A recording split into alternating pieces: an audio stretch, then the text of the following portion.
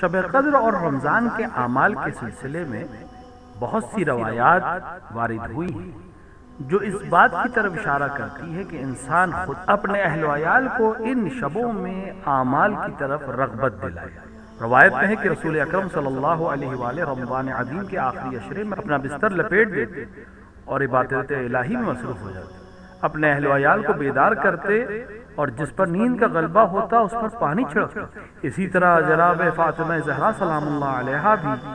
اس شب میں اپنے گھر کے کسی فرد کو سونے نہیں دیتی اور نیند کا علاج یوں کرتی کہ دن کو کم کھانا دیتی، فرماتی تھی کہ دن کو سو جاؤ تاکہ رات کو بیدار رہ سکو۔ آپ فرماتی ہیں کہ بدقسمت ہے وہ شخص جو آج کی رات خیر اور نیکی سے